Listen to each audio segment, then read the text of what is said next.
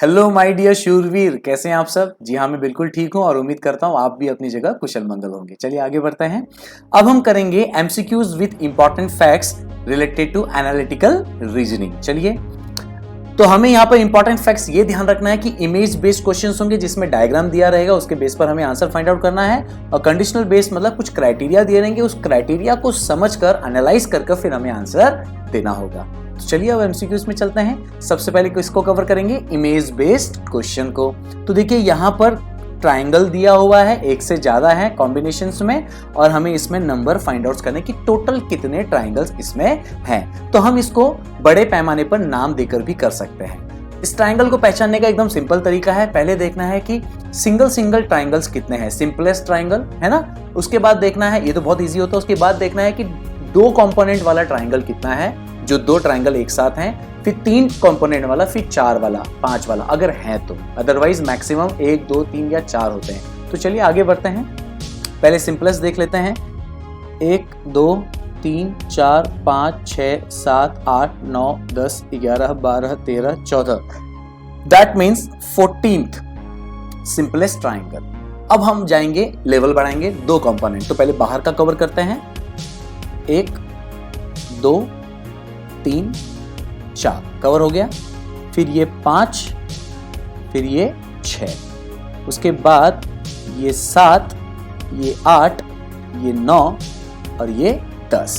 तो जहां तक मुझे समझ में आ रहा है यहां पर 10 कंपोनेंट्स होंगे। लेट्स ट्राई यार, ह्यूमन बीइंग है। चलो, उसके बाद 2 के बाद 3 का बन रहा है क्या? मुझे साफ साफ 3 दिख रहा है, ये देखो 1, 2, 3, और ठीक ऐसे ही उसके अपोजिट में ये दिख रहा है।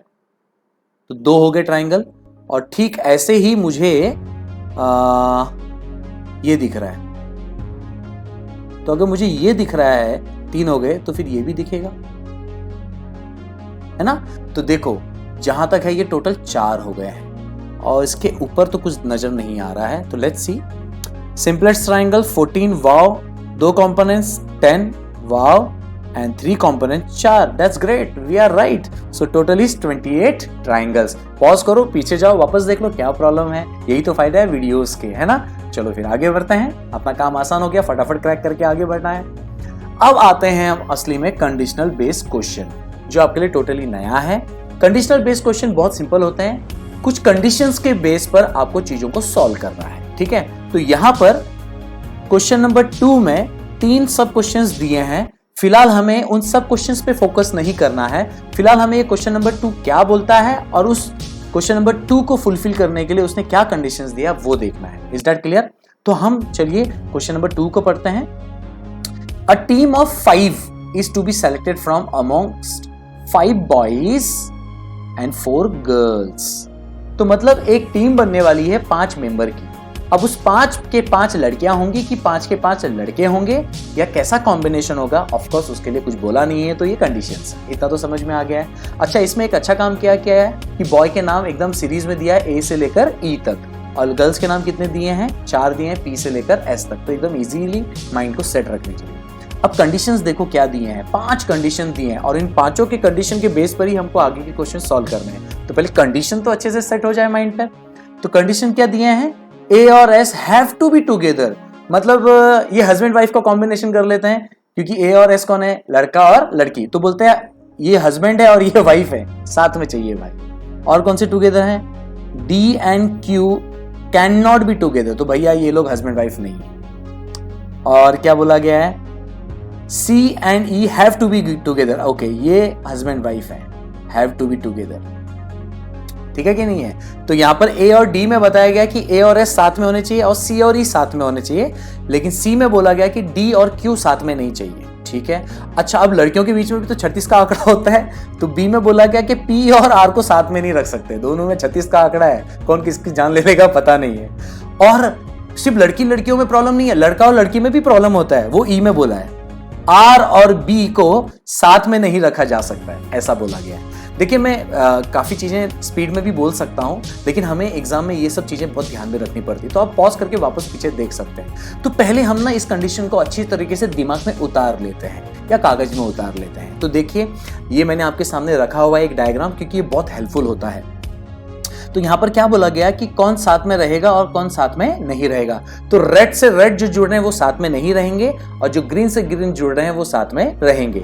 तो देखो ए और एस साथ में हैं, सी और ई साथ में है, और मतलब ये चाहिए ही चाहिए, ए है तो एस रहेगा या फिर एस है तो ए रहेगा, सी है तो ई रहेगा या फिर ई है तो सी रहेगा, ऐसा कह सकते हैं। लेकिन बी के साथ आर बिल्कुल भी नहीं या फिर आर के साथ बी बिल्कुल भी नहीं बोल सकते हैं, और डी के साथ क्यू बिल्कुल भी नहीं या फिर क्यू के साथ डी बिल्कुल भी नहीं, ये भी कह सकते हैं। और लास्ट में लड़की लड़की का झगड़ा, पी और आर बिल्कुल साथ में नहीं रहेंगे या फिर आर और पी साथ में नहीं रहेंगे। तो इतनी सारी बातें दिमाग में रखनी बहुत जरूरी है, इसीलिए तो हम रीजनिंग कर रहे हैं।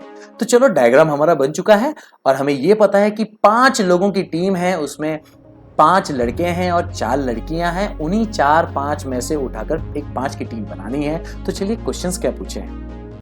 तो यहां पर सबसे पहला क्वेश्चन पूछा गया है, if 2 of the members have to be boys the team will consist of. मतलब बोला कि 5 लोगों की टीम बना रहे हो, उसमें से 2 लड़के हैं।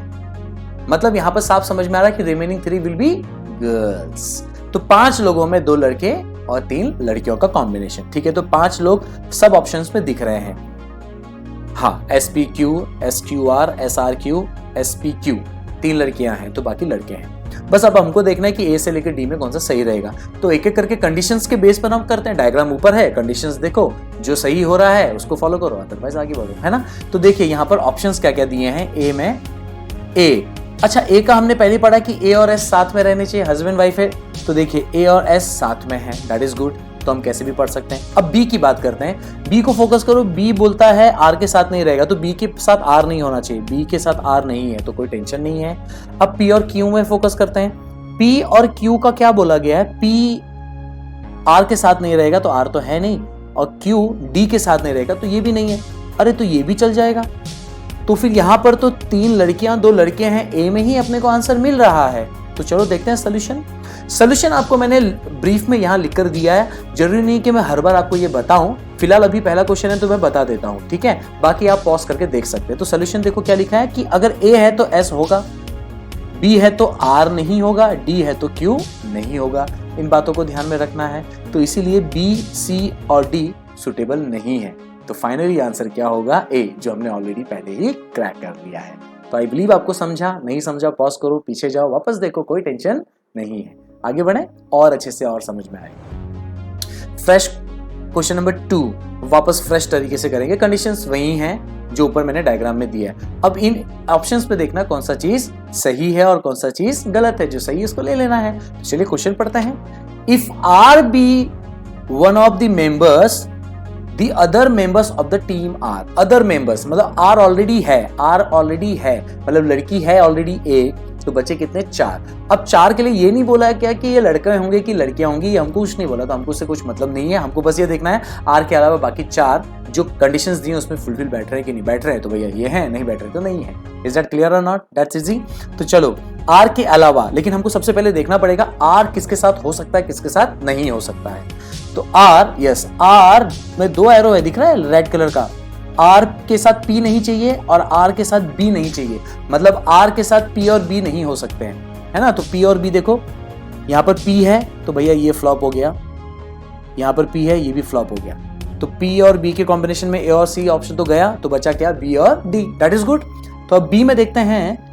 अच्छा हमने ये भी पढ़ा, देखो Q है तो Q के साथ तो D नहीं होना चाहिए, तो हमने पहले पढ़ लिया है Q के साथ D नहीं होना चाहिए, तो भैया ये भी फ्लॉप हो गया, खत्म कहानी, ज्यादा सोचना ही क्यों है। तो सर लास्ट में तो D बचा, यस ऑफ कोर्स, आंख बंद करके भैया टिक कर डालो D, कोई टेंशन नहीं है। फिर भी चाहिए तो क्रॉस चेक कर लेना। तो देखो आंसर क्या है, A, B, C will be wrong and D is the right answer. So I believe आपको समझ में आया होगा, नहीं समझा पॉज करो फिर पीछे जाओ, ठीक है। चलो आगे बढ़ते हैं, वापस फ्रेश क्वेश्चन नंबर 3, लेकिन कंडीशन वही। तो क्वेश्चन नंबर 3 क्या बोल रहा है हमको, if 2 of the members, 5 member हैं, उसमें से 2 लड़कियां हैं, 2 लड़कियां हैं तो भैया 3 क्या होंगे, लड़के होंगे, ठीक है। 2:3 है, लड़कियां और लड़के। D is one of the member, उसमें D एक मेंबर है, एक लड़का ऑलरेडी यहां पर है। The members of the team other than D, मतलब अदर देन D का मतलब कितने हो गए, 5 में से 4, तो 4 के 4 दिए हैं यहाँ पर। अब यहाँ पर देखना है कि D के साथ बाकी 4 कौन होंगे, लेकिन उसमें 2 लड़कियां होनी चाहिए, ठीक है, कोई प्रॉब्लम नहीं है। अब सबसे पहले देखना है कि भैया डी के साथ कौन है और कौन नहीं है। पहली गाड़ी तो वही है, तो भैया डी देखो लाल एक है, डी का ला ला ला ला ला, ला क्यू, डी के साथ क्यू चाहिए ही नहीं, सबसे पहले यही क्लियर होना चाहिए। तो डी के साथ अगर क्यू नहीं चाहिए तो ए फ्लॉप हो गया क्योंकि क्यू है, बी भी फ्लॉप हो गया क्योंकि क्यू है। अरे कितना आसान हो गया ये तो। अब सी और डी पे फोकस करते हैं तो इसमें से कुछ ना कुछ तो मिलेगा। तो अब दो लड़कियां होनी चाहिए, तो पी और एस है, टेंशन नहीं है, पी और एस है, टेंशन नहीं, तो परफेक्ट चल रहा है। अब सी और डी में कोई भी हो सकता है। चलो फटाफट पी के साथ, अच्छा एस और ए है तो चलो पहले यही देख लेते हैं, ये तो इजी अपने लिए। क्यों? क्योंकि एस के साथ ए तो जाएगा ही जाएगा, हस्बैंड वाइफ हैं, तो ये अपना कोई प्रॉब्लम नहीं है, ये मैच हो गया। अब पी और बी का देखते हैं, पी बी के साथ आर नहीं होना चाहिए, तो बी के साथ आर नहीं है, सही है। अब पी को देखते हैं, पी के साथ भी आर नहीं होना चाहिए। तो जहां तक मुझे समझ में आ रहा है सी ऑप्शन बराबर लग रहा है। एक बार हम लोग जरा डी को भी देख लेते हैं। एस ये तो इधर ही फ्लॉप हो गया, इसको भी छोड़ दो। तो भैया चलो सी, चलो देख लेना ये सब। That's great, we are right, option C PSAB satisfied all the condition। Easy है कि नहीं? So that's great, we have completed यार image based questions and condition based question। So we covered the topic analytical reasoning। That's great, so thank you so much। हौसले बुलंद, कामयाबी तुरंत, because attitude matters but positive। Take care।